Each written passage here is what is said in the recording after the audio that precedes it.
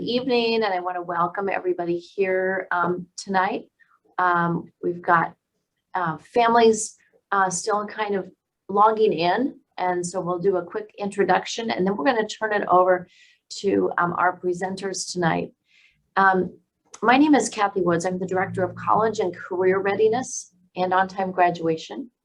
And I'm here tonight with Laura Phillips, who's the Director of Multi-Tier Systems of Support. And we are about supporting students in schools, and that includes supporting families. And we all know that this has been a really challenging couple of years, and we know anecdotally, and I'm sure our presenters know more than that, about the levels of anxiety that families and students have been experiencing. And so it was actually some of our principals who asked if we would find a way to support our families and students in managing and figuring out how to deal with when their students are experiencing a good deal of anxiety, particularly anxiety around schools. So we thank you for joining us tonight. I want to introduce our two presenters. Louis Tetreault has a master's in child and adolescent psychology. He's a licensed mental health counselor associate, has worked for the last 8 years in a variety of roles, and works with, in addition to doing the kind of consultant work that he's doing for school districts like he is tonight, he works at Seattle Children's in their obsessive compulsive disorder intensive outpatient program, as well as the anxiety intensive outpatient program. So a true expert in our midst. Liz Hubert is also a great expert. She's a clinical psychologist at Seattle Children's North Clinic, and she spends most of her clinical time providing care to children and teens with anxiety disorders. She's worked as a behavioral health consultant in school-based health centers. She earned her PhD from the University of Washington School of Psychology program and has provided consultation to schools and school systems for the last 10 years. We have true experts in the room. I'm going to turn it over for them to talk. And again, please feel free to use the Q&A to put questions in there, and we will try to answer those questions after the presentation, and as if our panelists, our presenters see the questions in the chat or in the Q&A and they're addressing something, they might be able to address it there. But again, thank you very much for being here tonight. This is being recorded, so if you are an attendee, your confidentiality is there. People will not see your name or anything else on the screen. And we won't use your names as we address the questions, whether it's typed or answered live. So I'm going to turn it over to Liz and Louis. And again, thank you very much for being here this evening.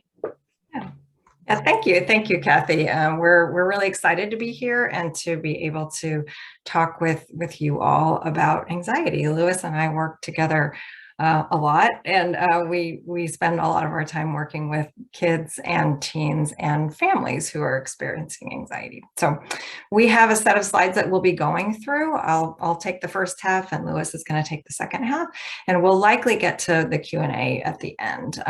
But you know, as Kathy mentioned, some of the questions that you ask, we may be addressing as we're going along. So we'll just go ahead and jump in and get started. So we will be talking about what does anxiety look like? How do we identify it? And then how do we address it in our kids? So that's what we're talking about. So we have no actual or potential conflicts of interest in relation to this program or program and presentation. And then also we just wanted to acknowledge that the land we live and work on is the traditional territory of the Duwamish and Coast Salish people, at least where Louis and I are located. And these folks have never been compensated for their land. We honor and respect the Duwamish tribe and their descendants, past and present. Okay, so I want to just start out by just talking about how do we identify anxiety? So anxiety is a lot like ice cream. It comes in a ton of different flavors, but we kind of eat it the same. We put it in an ice cream cone, we put it in a dish with a spoon. So the way that we address anxiety is the same. So the intervention for anxiety treatment is the same, regardless of whether we have social anxiety, whether we have um, you know, generalized anxiety, whether we have phobias, we will address it the same. So some of the common themes that we see in children and adolescents who have anxiety is they might be worrying about health and safety. And this one really blew up during COVID. There were some real concerns about safety around germs and contamination. And for some kids, that was the start of it kind of perpetuating into other areas as well. So that's a really common one that we've been seeing since the pandemic. Anxiety might show up as difficulty separating from our caregivers or other safety figures. We might have anxiety in social situations, having difficulty talking to our peers, maybe giving a presentation in class, just going places where there's lots of people. We might have anxiety about our grades, or not doing well enough. Some perfectionism can be tied to anxiety. Some people just have a lot of worry about the unknown, and it's really common in kids too to have worries about failure. So those are just some examples of common themes of anxiety that you may be seeing in your household, or if we have teachers on in the school. So is it normal that we're having anxiety during a global pandemic? Yes, we're all having anxiety during a global pandemic. And our children are as well. Their lives got totally, their worlds were rocked, right? And so it makes sense that we are having anxiety because of this. So having to stay home for a year plus, and then reintegrating back into school, especially when maybe it was our kids are young and they hadn't had a lot of school experience before, or maybe they were just entering middle school and they missed all of their first middle school year and then are needing to jump in year two. So there's so many things that happen during that year. A year is a long time in a kid's life, or a year plus. So it makes sense that they're having anxiety. The thing about anxiety is it's actually a normal thing that our bodies do. If we didn't experience anxiety, we wouldn't know to jump out of the way if a car is coming, if we step into the street.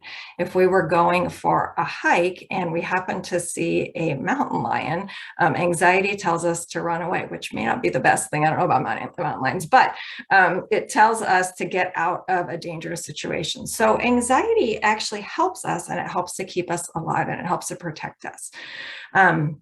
So in a way, we can think about anxiety as like a little alarm in our brains, like a smoke alarm that's saying, oh, there's danger, there's fire, you need to do something about this. So it's really important that we have anxiety on board.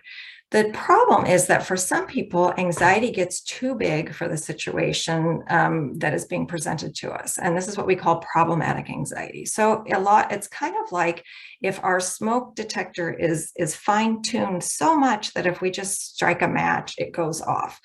And so we don't want it to be that fine-tuned. We don't want it to go off anytime we see a chipmunk on the trail instead of a mountain lion. We want it to go off if we're actually seeing a mountain lion. So we want to be working on recalibrating that alarm. We don't want to take the batteries out and have it never go off. We just want to recalibrate it so that we are reacting appropriately to dangerous situations. So anxiety can look a lot, it can look different depending upon who is experiencing the anxiety. So it's really common for folks to avoid situations when they are feeling anxiety. So this might be if I have to give a presentation in school and I don't want to stand in front of people and talk, I might stay home from school that day. I might not want to answer or raise my hand and answer a question in class. I might not want to talk to new people. So those are ways that I might be avoiding. Another way to avoid is by overdoing work so that I'm avoiding failure or uncertainty. So some kids will work on projects and assignments so much that they waste a lot of time on it, or maybe never even turn the assignment in because they're so worried that it's not going to be perfect. Anxiety for some people can look like body complaints. We also call this somatic symptoms. So it could be stomach aches, headaches, other kind of panic symptoms, which make our kids take those trips to the nurse and then say, I really need to call my mom. I think I'm sick. And then parents come pick them up because they are having these symptoms. They can mimic COVID symptoms too. So this makes it hard in schools because schools do need to be sending kids home if they're having COVID symptoms. So, but it's really common to have these body complaints that look like actual real illness. We might have sleep or eating difficulties. So we might not be eating our lunch at school because our stomach is feeling a little wonky. We might be sitting up at night having trouble falling asleep because we've got worries running through our brain, so it can get in the way in those ways. Our kids might also engage in excessive reassurance seeking. So they might spend a lot of time checking in about rules or due dates, asking lots of questions in class about that. They also might be worried about us as caregivers if we leave the home and we might be 5 minutes late. They might be texting us a lot. Are you going to be home soon? Are you sure you're okay? Is everything all right? So that's another thing that anxiety can make us do.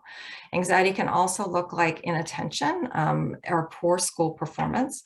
Also, too, school avoidance is another big thing that anxiety can produce. And also, too, our kids can be having angry outbursts if they're experiencing a lot of anxiety. So I'm being asked to do something, I'm feeling really anxious, and so I might actually have trouble regulating my emotions, and I might kind of have an outburst, which is effective in the moment because people might leave me alone and I might not have to do the thing that they're asking me to do. So that can be a common way to react to anxiety. So what can we do about it? So we want to always start with working with families and actually school personnel to realize that it's okay to talk about it. It's okay to say, we definitely recommend validating those emotions. All feelings are okay, even anxiety. So it's totally fine to say, you're worried and I hear you. It seems like you're feeling angry, scared, sad. This looks like a really hard day for you. I can see that you're having a tough time. Also tying those emotions to physical experiences so that kids don't start thinking that they are sick all the time. So it's like, oh, wow, you're having a really anxious day. It totally makes sense that your stomach feels kind of wonky. That really makes sense. Having calm and open conversations. So we want to model us that we can cope with our emotions. We don't need to have mastery over them. We don't need to make them go away, but we can cope with our emotions. We talk a lot in anxiety treatment about riding the waves. So we feel the emotion and it's okay to feel those emotions. We also don't want to just be providing tons of reassurance to our kids. It's okay to provide some reassurance if it's giving some information, but we don't need to give the excessive reassurance that anxiety is asking us to give. We want to encourage our kids to do things and be honest about the encouragement that we're giving. We also want to name anxiety when we hear it and see it. We want to help our kids be critical consumers of their own thoughts. So that sounds like it's anxiety talking right now. That's sounding like anxiety is kind of telling us to not go to school today. So kind of naming it and identifying, I wonder if you're kind of having some thoughts that kids might not want to talk to you today at school, or whatever the fear is that they might be having. And help our kids to have some helpful thoughts or coping thoughts that they can actually hold on to in the moment. So those are some important pieces of when we're working with our kids. So the way that we address anxiety is we help them to face their fears. So in treatment for anxiety disorders, these are called exposures. And the cognitive behavioral therapy model is the model by which we at Children's use to address anxiety treatment, and it's actually the most evidence-based treatment for treating anxiety disorders. And the cognitive behavioral therapy model, we're not going to go into a lot today, but basically it's saying we do exposures. So we approach instead of avoiding situations. And I have another slide on that in a second. So this might mean that we as caregivers are also doing exposures or facing our fears. So we're modeling brave behavior so that our children can be modeling brave behavior as well. So as I mentioned, what we want to be doing is moving from avoidance to approach. So as I mentioned, anxiety makes us behave in a lot of different ways, but the most common way that anxiety pushes us to behave in is avoidance. And so the green circle of boxes is an example of avoidance. So a child, encounters a feared situation. So this might mean they're walking down the street and they see somebody that they don't really want to talk to because they're feeling a little bit nervous socially. So they might have some thoughts about the situation. Oh, this person doesn't want to talk to me. I'm going to say something dumb. My stomach starts feeling butterflies. My armpits get sweaty. My face turns red. I'm starting to feel anxious. I'm starting to feel worried. And so then what I do is I avoid. I say, I'm not going to talk to that person. I'm going to run across the street and hide. If my caregiver is with me, they actually might encourage me to do that. Oh, you look really upset. Wait, let's just head back to the car. And the thing is that it's really effective in the moment. So in that moment, my anxiety just went down. It's like, I just got out of that situation. Now I'm feeling hunky-dory, right? So it works really well in the moment. The problem is that avoidance behavior becomes reinforced. My caregiver helped me walk away. I'm feeling so much better. So then my brain learns, avoidance is the key. Well, the problem with that is that the next time I enter in that situation, I'm going to do the same thing. And my anxiety actually keeps ramping up over time because I don't learn that those feared events aren't so likely and that I can actually handle those feared events. So that's the problem with that avoidance cycle. So instead, what we want to do is we want to turn that into a cycle of approach. So same situation, a child entering a feared situation. So I'll use the same example, walking in the street, sees somebody cross the street.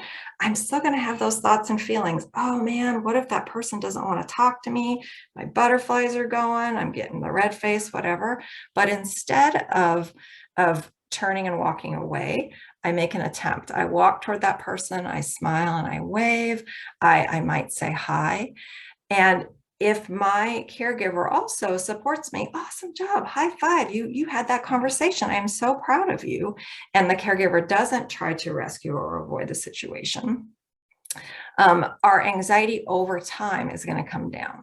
Now, the thing about exposures and approaching these situations is in that moment, our anxiety might actually go up a little bit. It might feel a little bit more uncomfortable to experience that thing that we are worrying about. But over time, the more we experience it and the more we approach, our anxiety comes down. And also, that brave behavior is reinforced both by ourselves, like high five to myself, I did that hard thing. And hopefully it's reinforced by my caregiver saying, I am so proud of you for approaching in that situation. You are amazing. You're an awesome kid. And let's keep doing those approach things. So that's the cycle that we want to be moving into when we've been avoiding a lot from anxiety. And then I think yeah, awesome. Thanks, Liz. So Liz did a really awesome job there, kind of introducing anxiety, kind of introducing what we want to do and kind of how we want to respond to anxiety. And so now we're going to take some time talking about kind of like, how does this actually look, right? So how can we actually help our kids kind of approach these fears that they may have, right? It's important to know that when it comes to kind of ways to face our fears, we really, as Liz talked about earlier, with like the ice cream metaphor, right? Like we can do exposures to any anxiety that can come up, right? So we can be really creative when it comes to exposures and when it comes to kind of facing our fears. which we'll talk about in a little bit, but just kind of like some examples here, right? So let's say if we're having some trouble kind of attending school, we can maybe do a practice run, right? Kind of attending school, right? So maybe going in on the weekends, or it might be kind of talking to the school, right? And figuring out a time where they might be able to come in when there's less students around, right? And whatnot. But you can do a practice run, right? Let's say if they were worried about making mistakes, right? Or kind of answering a question wrong in class, right? Then we can have them kind of practicing those things, right? We can have them practicing talking to other people. So for like social anxieties, talking to other people, ordering from themselves, interacting with others when maybe perhaps we as parents might jump in for them, right? But instead we're going to kind of, as Liz mentioned, we're going to kind of go away from the avoidance cycle and instead into the approach cycle and have them kind of face some of those fears. For other social anxieties, perhaps they're really worried about kind of how they look and whatnot in front of their peers. And so maybe we're going to have them practice doing something kind of silly, right? So examples of this might be having them sing or kind of do like a little dance, right? Or something like that of kind of ways that might bring attention onto them. And that way we're not avoiding, right? Or let's say if we had the phobia, right? So of getting a shot, right? Or needle phobia, right? We can do exposures to that. So I'm just kind of highlighting this, right? That we can be really creative when it comes to exposures, and there's always ways that we can kind of help our teens kind of practice facing their fears in small steps. Before we jump into kind of actually having them face their fears, though, it's really, it can be really helpful to have a communication system set up. As Liz talked about earlier, talking about anxiety and kind of labeling it is really important. And having a nice communication system about anxiety and like the level of anxiety that we're feeling in a given situation can be really helpful, right? This can be helpful for parents and talking to your kids, right? Because sometimes we can assume when it comes to their anxiety, right? Like we might assume that one situation might give them more anxiety than another situation, when in reality, it's the opposite, right? The same for teachers, right? Teachers kind of having a communication system set up to kind of talk to your students as well on labeling their anxiety can be really helpful. So at Seattle Children's, we kind of use what's called a SUD system, right? So subjective units of distress. We use a 1 to 10 generally, right? So kind of 1 would be the lowest level of anxiety. So perhaps maybe they're not experiencing any anxiety in that given situation, right? And then a 10 would be the most anxiety that they have ever felt, right? So a panic, maybe they've experienced a panic attack before, maybe that would be like the level 10, right, for them. This system, again, like I said, it's helpful in just creating a nice concrete system when it comes to communicating about anxiety.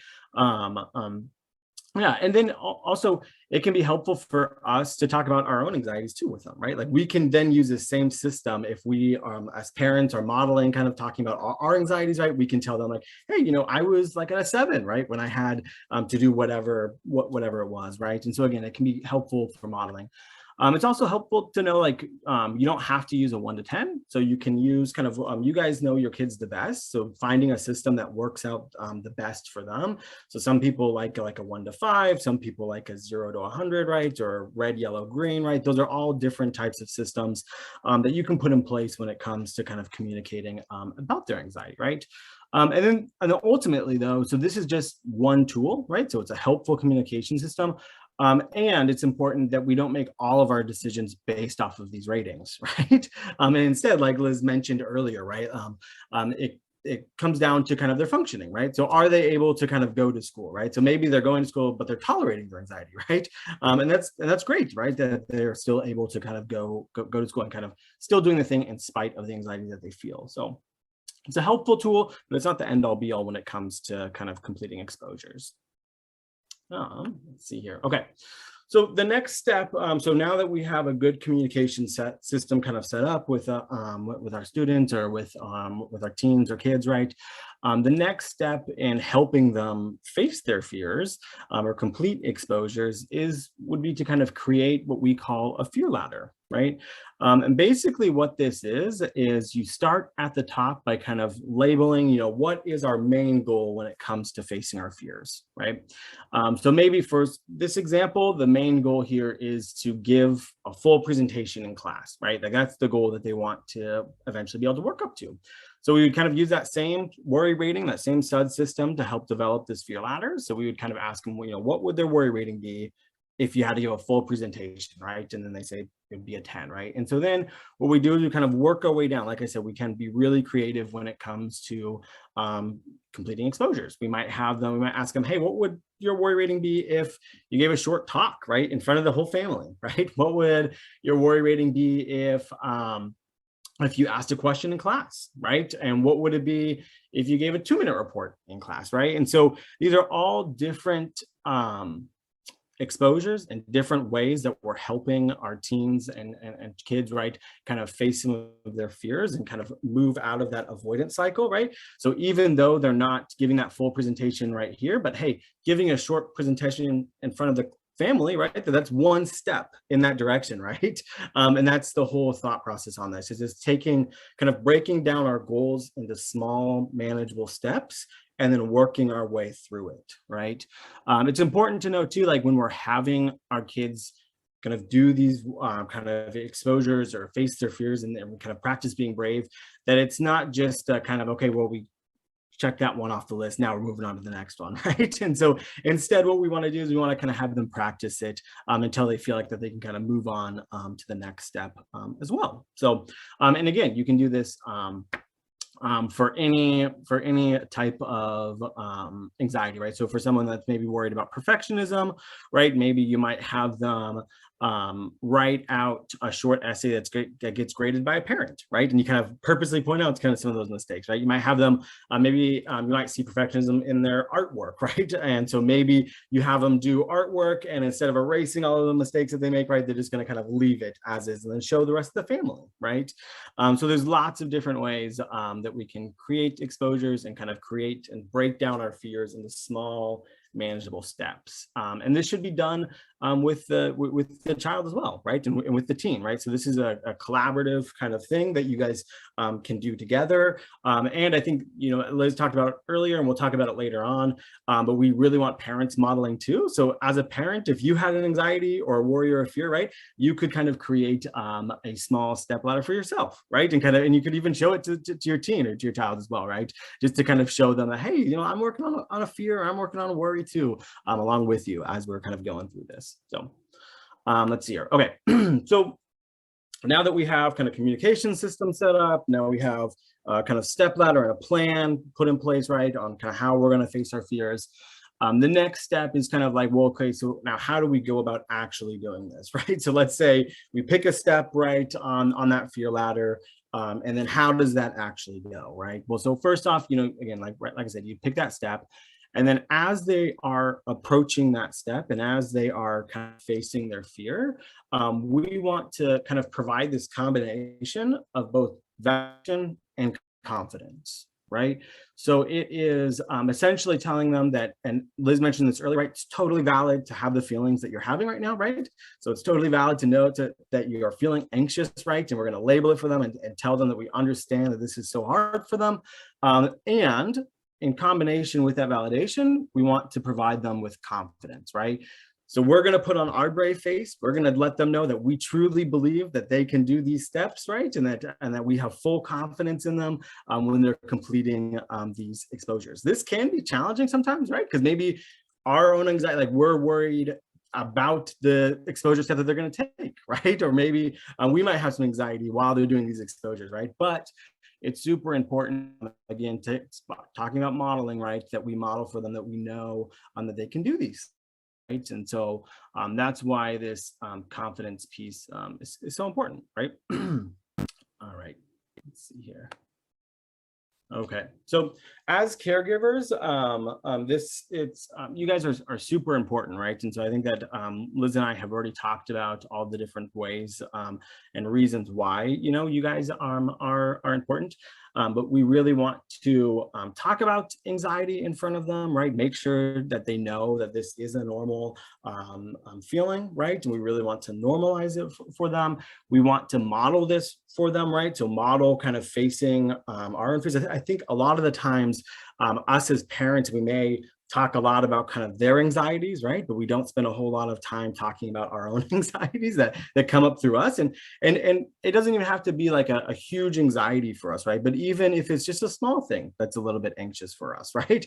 I have a coworker who talks about one of their anxieties that came up for them was kind of driving across bridges, right? And even though they could still drive across bridges, but it's made them a little bit anxious, right? And so what they started doing is just kind of labeling it for them, kind of in the car, right? Kind of letting them know that, hey, I'm facing my fear right here, right? I'm kind of worried, but I'm gonna drive across this bridge anyways, right? And so even if it's a smaller anxiety, that's still important to label for your kids. We also are their mirror, right? So if we kind of are anxious about, so like, let's say we're anxious about being late to meetings and whatnot, right? And then your child wakes up, they're already kind of anxious about going to school, but now they woke up late and now they're running late to school, right? And now they really want to avoid, right? And they've probably seen us, right, kind of be anxious about being late as well. And so it's really important that we kind of look out for what are we modeling for our kids, right? And if I can see that, oh man, they're starting to get anxious about being late too, then maybe that's an anxiety that I'm also going to work on, right? To show them that, hey, it's actually okay if we're late, right? Like it's not the end of the world if we're late, and it can all work out in the end, right? The other thing too is that kids are really resilient as well, right? And so even if the worst case scenario happened, right, that people can generally cope with that worst case scenario, right? And that kids can kind of, whatever that worst case scenario is, they can kind of handle that, right? So that's important too. And then also speaking about modeling, we haven't talked about it too much, but also from doing this work, right, kind of helping kids through anxiety can be challenging, can be hard, right? So it's also important to model self-care, right? So our kids kind of see us practicing self-care. And so it's really important that we do show really good ways of managing our own stress and whatnot, right? And to kind of show them effective coping skills, right? And self-care management. All right. Let's see. Okay, so we're going to talk about, okay, so now we've kind of gone through all those steps, right? We've introduced kind of communication. We have a plan. We're now approaching anxieties and whatnot. And so let's say we've just gotten done with an exposure. So what do we do next, right? And so the next thing that we want to do is we really want to praise and reward them, right? One of the things to keep in mind is we have this kind of saying, right, that our attention as caregivers and adults around kids, right, and teens, is our attention is like a grow lamp, right? So whatever I pay attention to, I can expect to see more of that. So if I am only paying attention to all of the ways that they're avoiding and they're anxious, right, and all of that anxious behavior, then I can expect to see more of that avoidance and more of that anxiety, right? But if I start to shift my focus to every time they take a small step of approaching or a small step of kind of facing their fears, then I can expect to see more of that behavior, right? So it's really important that we start to use our attention really wisely and start to really highlight all of those brave moments that they show kind of throughout their day. The other thing to keep in mind when it comes to reinforcement and rewards, right, that I'm going to kind of jump around here. I'm going to go back all the way back up to this slide that Liz kind of went over, right? And I want to just highlight this one right here, right? So in this avoidance cycle, when we avoid anxiety, we're really reinforced, right? Because our anxiety goes away, and we just feel better in the moment, right? And so it's super important to recognize that through avoiding, our anxiety is just reinforced naturally, right? And so what we want to do is we want to kind of outweigh that, right? And so we do that by kind of creating rewards, right? So we want to kind of have this kind of feeling of relief kind of decrease, right? And we want to kind of really reinforce those brave behaviors and have that more rewarding than avoiding.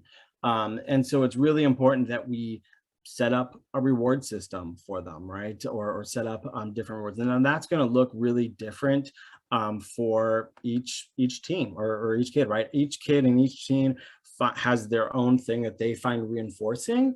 And so these are just some examples of different kind of reward ideas, right? And so again, rewards, you can be very creative as well. So you can have kind of like, you can have some monetary things like kind of like money, right? But you can also have other things, like maybe it's they really enjoy spending time with a caregiver, right? Maybe they want to be able to kind of pick out what's for dinner, right? Maybe maybe they want to, privileges, right, are another great reward. So I know our teens and our kids find screen time really reinforcing. And so maybe it's, in order to get our screen time, we're kind of facing our fears, right? To really kind of boost up that that motivation for them to face their fears. It's also important with rewards that they come as soon as to as soon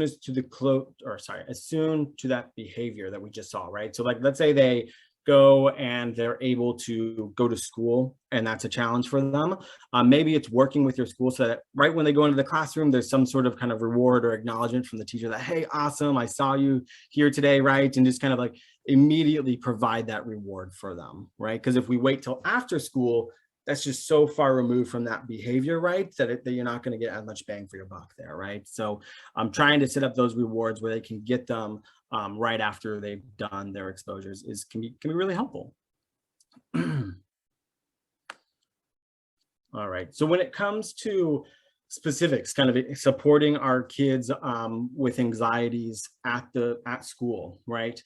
So it's important to recognize some of these things, right? So sometimes if our kids have 504 plans or IEP plans, right, they might have some accommodations on there, right?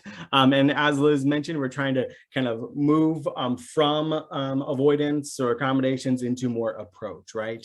And so while these things aren't inherently bad, right? So that extra time, isn't bad. But what we would say about these things is that we want to, for extra time, right, kind of move out of that, right? So it's kind of like okay, this is kind of a helpful thing right now. Maybe it's a step on our step ladder, but maybe you get 30 minutes of extra time, and maybe the next step is 15 minutes of extra time, right? And so it's kind of like steps of kind of eventually getting to the point of where we no longer need that extra time for our tests, right? For calling on students, maybe it's there's a set question that they are specifically going to ask the student, right? And so it's kind of like prearranged, predetermined. Okay, we know that I'm going to ask you this question. And again, that's a step on the step ladder, eventually moving up to the point where the teacher can call on them for any question, right?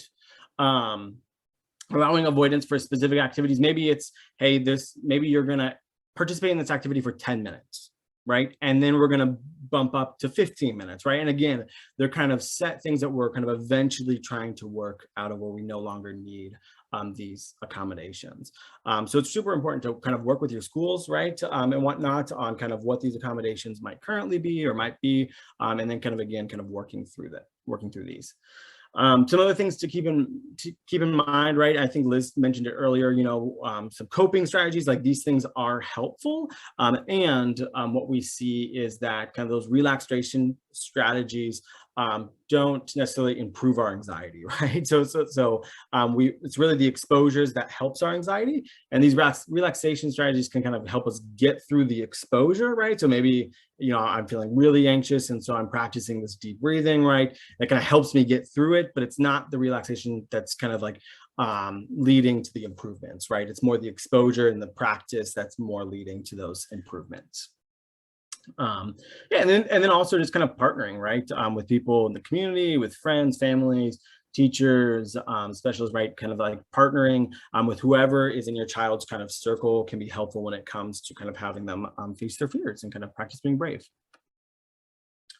Okay, so if your child is kind of completely refusing or starting to refuse to go to school, kind of like, how do we handle those types of situations, right? Well, so the first thing is again, kind of bringing this all the way back to our step ladder, right? So it's the first thing that I'm going to do is I'm going to set a kind of a clear attendance goal, right? So I'm going to have a clear goal set in mind. Maybe it's that they're going to be able to attend 3 classes at the start, right? But whatever that may be, kind of, we want to make sure that we set that kind of clear goal. Then we're going to kind of list out, just like the step ladder would, all of the steps and all of those exposures that we would be practicing.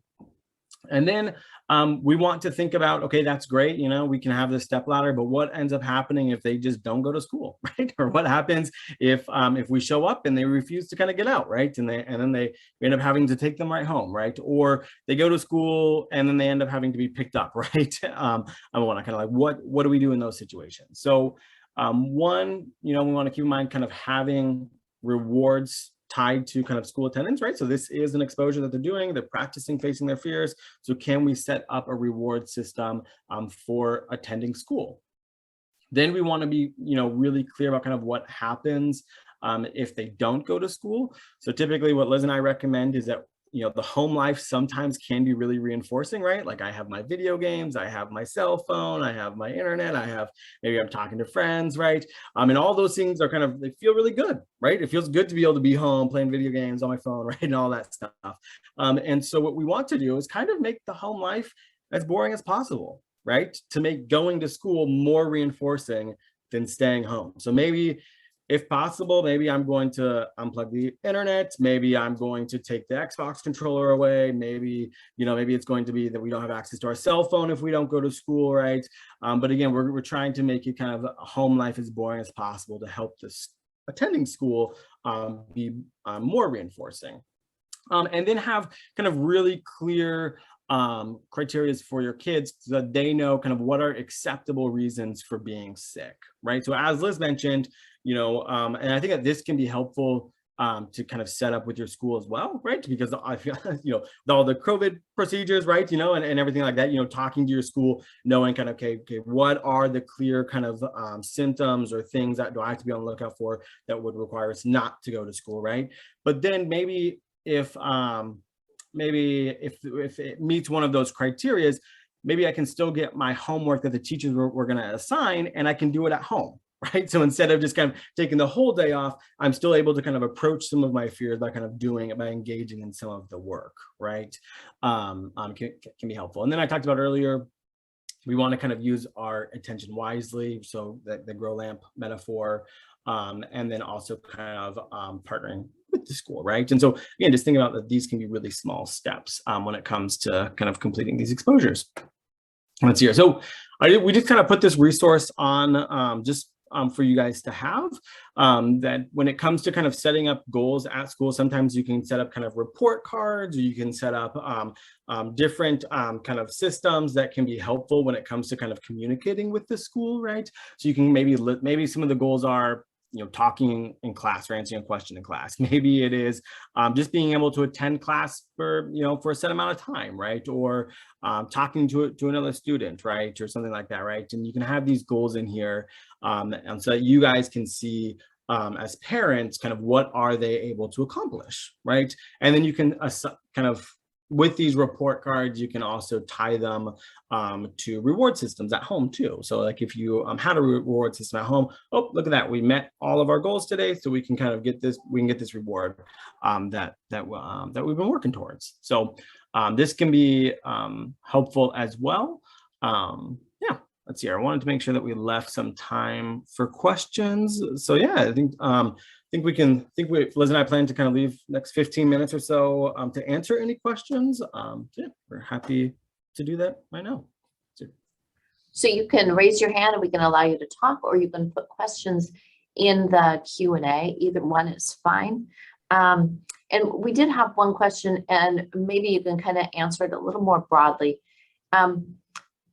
You did a great job of, and it's a great reminder for me, I think about me and my own anxieties, and my kids are grown, but I have my grandkids often over who experience some anxiety. And so it's great, helpful reminders in all kinds of ways. And especially right now when, you know, we really do have students experiencing anxiety. Can you talk just for a minute about, like, what are some signs that I can't handle this on my own as a parent, I need to be seeking medical help? Yeah, it's a great question.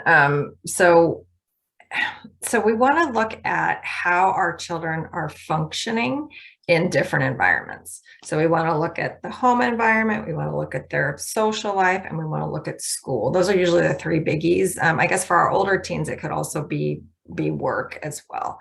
And so really taking a look at, are they functioning in those environments like their peers? So are they able to attend school on a regular basis? Are they able to get to their job on a regular basis? Are they able to do social activities with their friends on a regular basis? And are they engaging at home, joining the family for dinner, doing the family things? Maybe it's attending church, maybe it's doing other community events that the family does. And if we're noticing that they're functioning in those spaces is much different than their peers or much different than it was in the past, and if we try to do some of this in terms of anxiety, these exposure activities, and we can't get traction, that's a good place to say, I'm thinking I'm needing some professional help here. Louis, did you want to add to that at all? Yeah, I think you answered it perfectly. And then and I think the other thing too is if you guys do have any questions, just again kind of normalizing, kind of talking about mental health and talking about anxiety, right? To definitely bring these things up to your primary care providers too, right? Because they'll be able to kind of recognize and realize, okay, maybe we do need some help here after you guys describe it a little bit, right? So definitely don't hesitate to reach out to them too if you guys had kind of questions about that.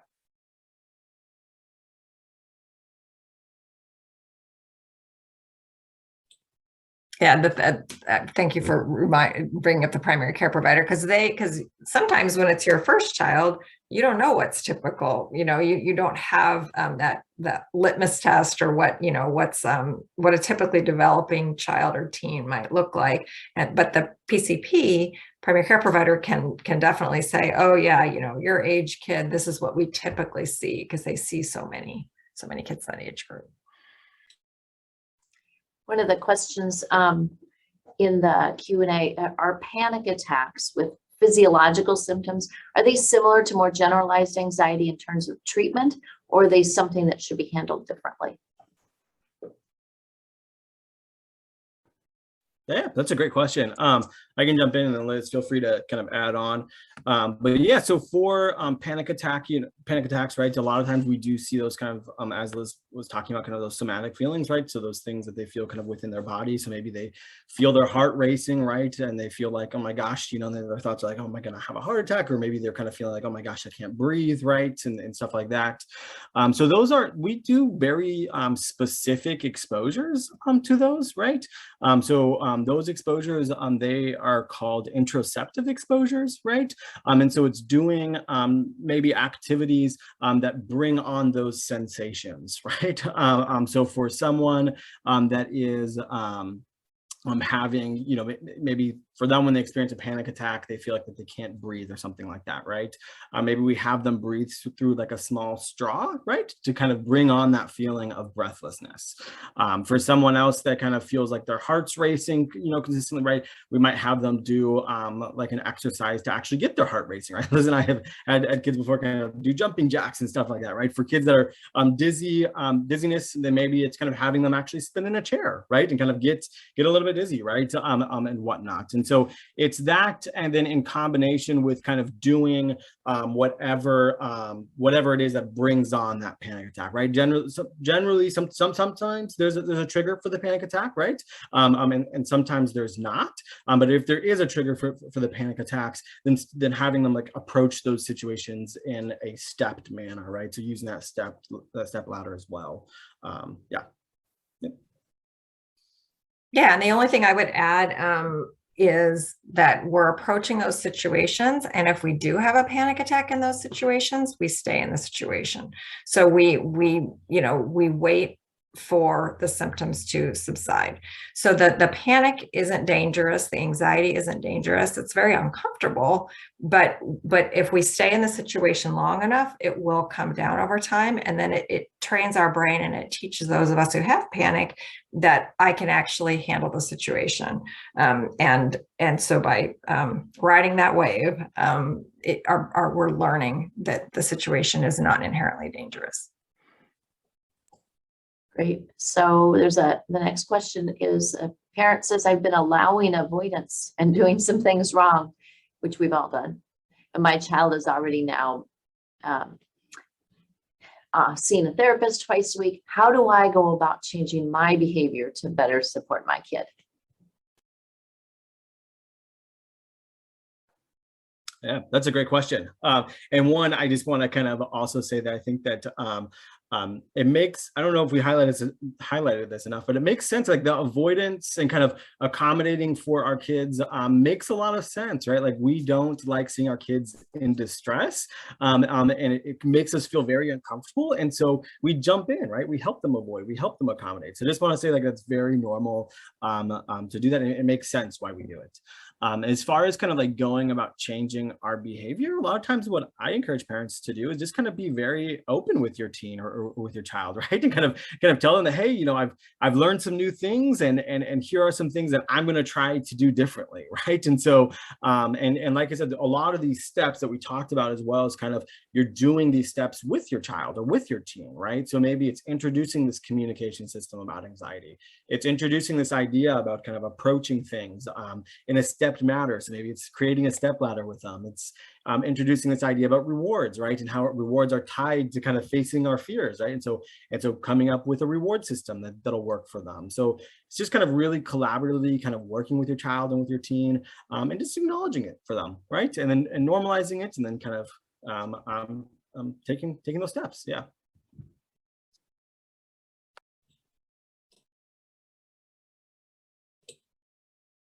Kathy, I think, are you reading another question because you're muted? Yeah, thank you.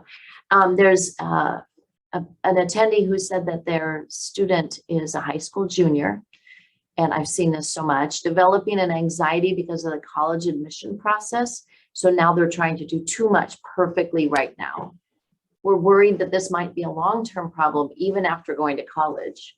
From your experience, have you seen someone with this similar problem, and this is temporary, or can it develop into a lifetime problem? And what can we do to help to avoid it becoming a lifetime problem?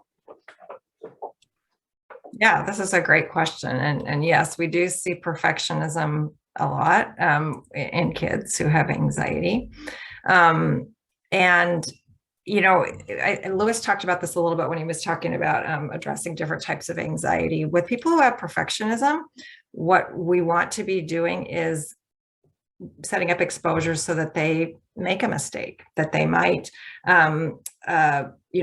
write an essay that might have a word misspelled, that they don't wait so long to submit the application, that they're writing it until midnight or 2 or 4 a.m. on the, when it's due that day. So it's a few different things. So we set aside a certain period of time. This is how long you have to do this application. Totally know you can do it. And once the timer goes off, we're going to go ahead and just submit it. So we don't need to make it absolutely perfect. And then I think the other thing too is kind of thinking about and that, I guess that's the main thing. It's the exposure is being exposed to not being perfect, not having all my T's crossed and I's dotted, and also putting those time limits on so that I'm not getting to go into that perfectionistic loop. I don't know, Lewis, if you want to add. Yeah, I think that you answered it. Yeah.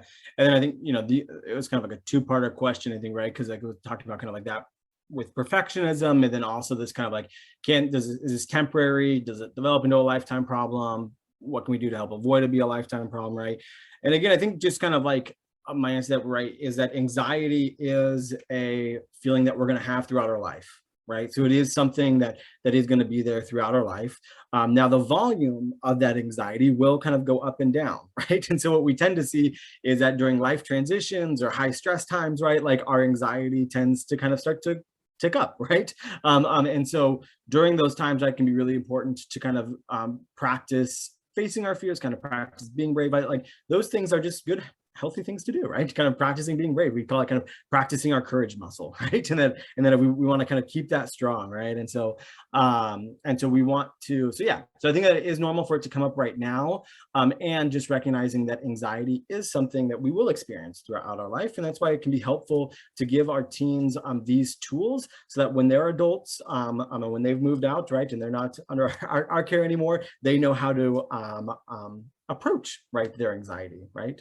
So I'm guessing just because I've been with high school students for most of my adult life, and this family is saying that this is a high school junior, so they are not yet going through the college application process.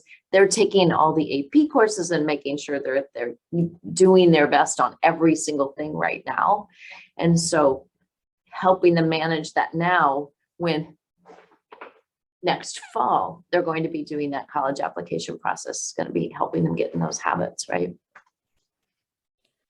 Yeah, and I think too, there's a kind of the caregiver piece of, are we modeling as caregivers that, you're awesome, and wherever you go to college is going to be fantastic. Kind of modeling that the Ivy League is not the, or whatever the thing is, right?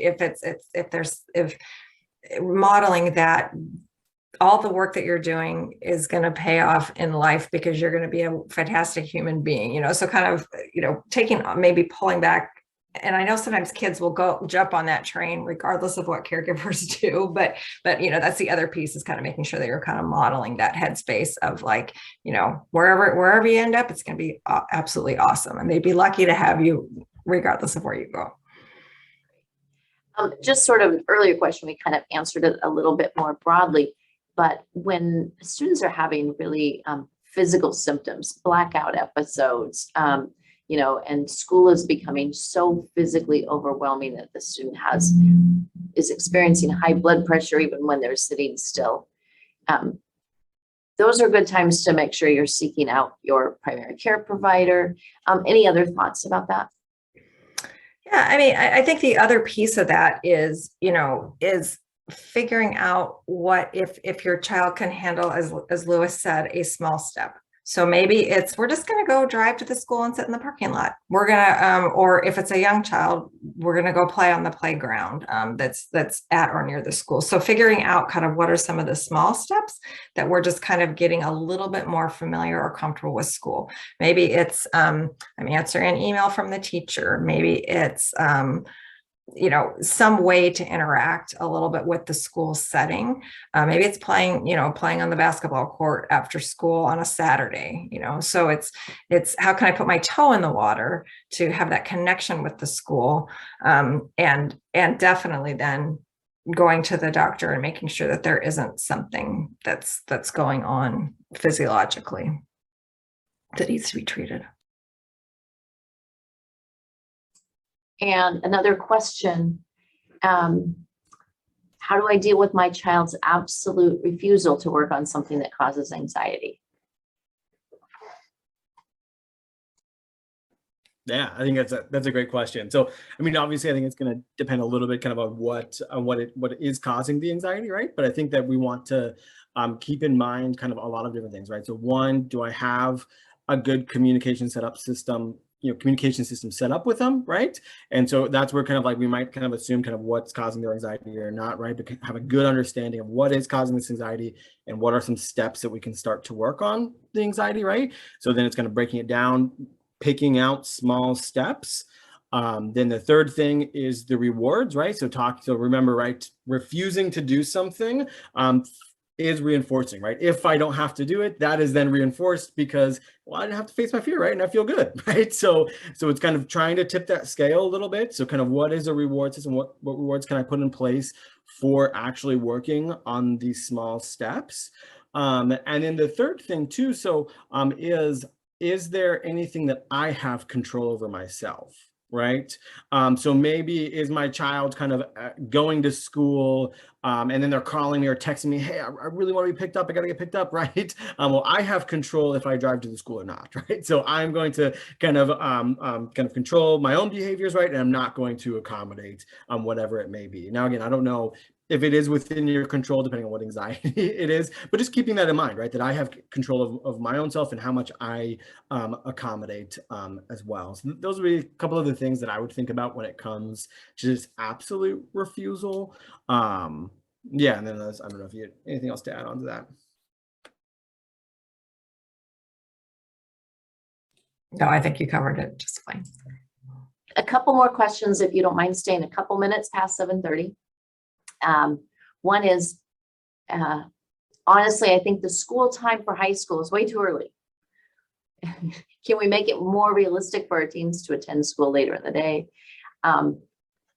They say that they think the Seattle School District has started doing this already. Professionally, do you think having enough sleep will help young people cope with their and manage their anxiety? Yeah,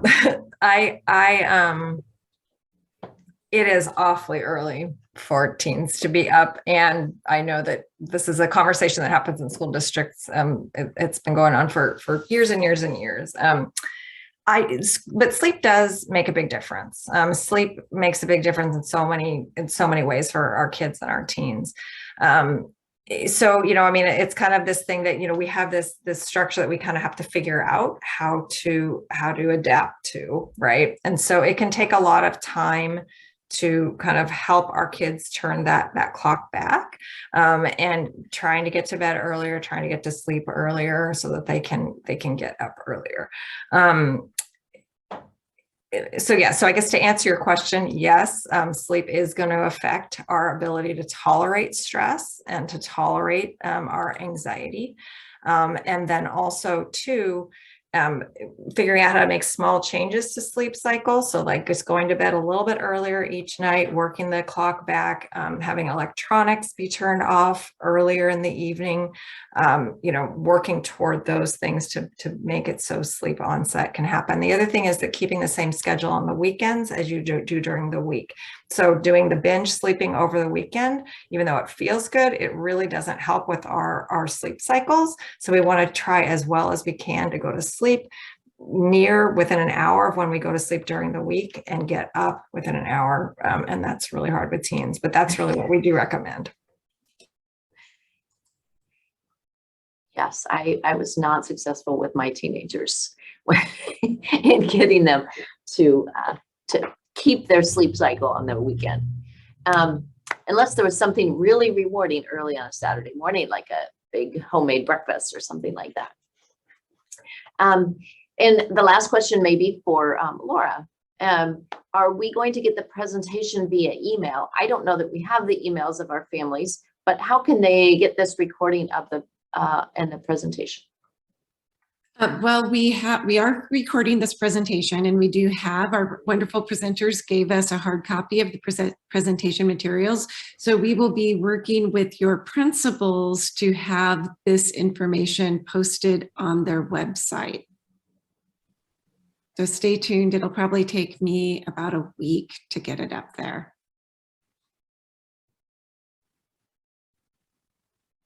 So I think that is all the questions we have. We're just past our time.